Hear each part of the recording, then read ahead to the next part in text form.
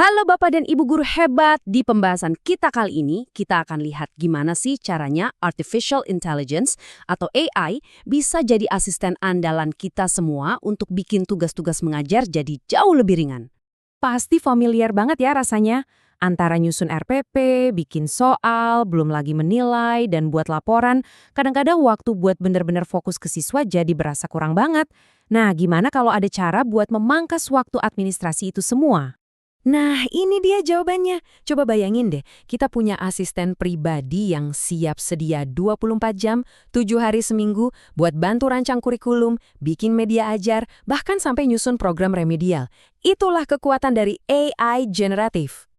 Oke, kita akan bedah prosesnya dalam 4 langkah praktis yang pastinya udah akrab banget sama alur kerja kita sehari-hari.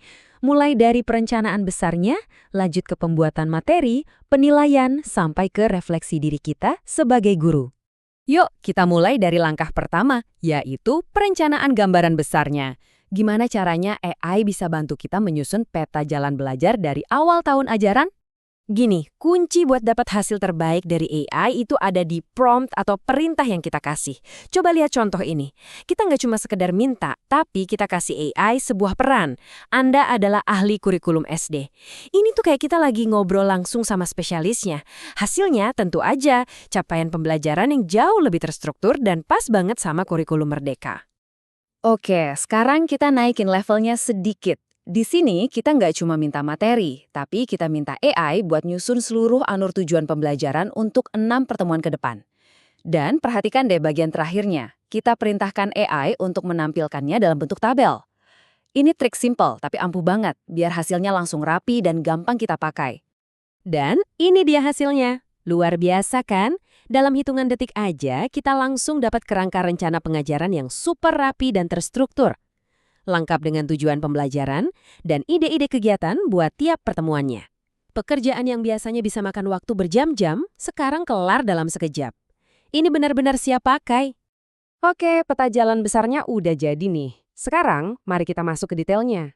Gimana AI bisa bantu kita menciptakan modul ajar dan media yang seru untuk kegiatan belajar sehari-hari? Sekarang kita coba bikin modul ajar. Lihat deh betapa detailnya perintah yang satu ini.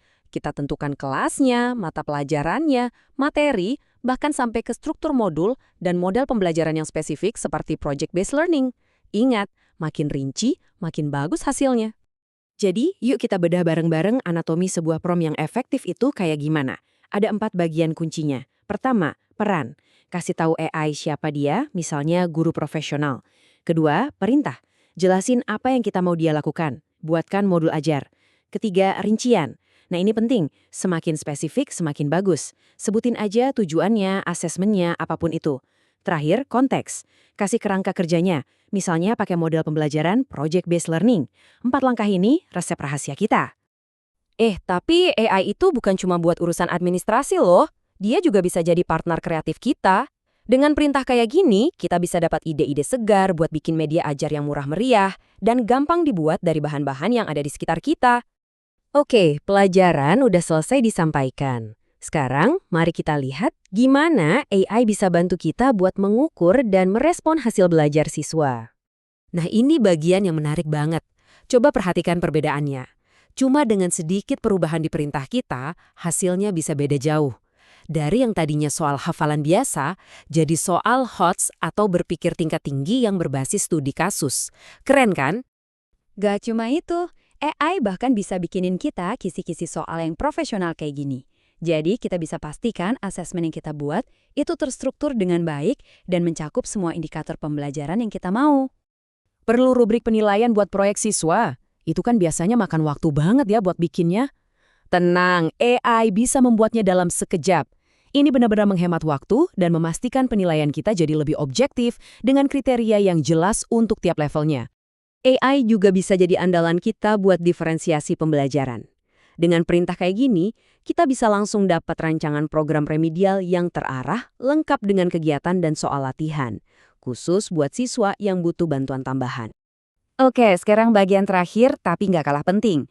Kita akan lihat gimana AI bisa jadi asisten buat tugas-tugas di luar mengajar, yaitu administrasi dan refleksi diri. Butuh template buat jurnal harian? Nggak perlu pusing bikin dari nol. Tinggal minta aja ke AI. Kita bakal langsung dapat format yang rapi dan siap pakai.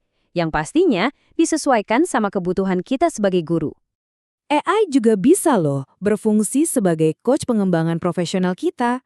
Coba deh minta panduan pertanyaan refleksi. Ini bisa bantu kita banget buat menganalisis cara mengajar kita, nemuin tantangan, dan merencanakan perbaikan buat ke depannya.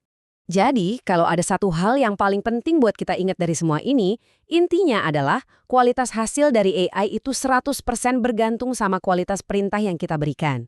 Anggap aja kita ini koki dan AI itu juru masaknya. Semakin jelas dan detail resep yang kita kasih, ya semakin lezat juga hasil masakannya. Nah, setelah kita lihat semua kemungkinannya, dari mulai merancang kurikulum sampai refleksi harian, sekarang pertanyaannya buat Bapak Ibu guru semua. Kira-kira bagian mana nih dari pekerjaan Anda yang mau dicoba disederhanakan pertama kali pakai bantuan AI?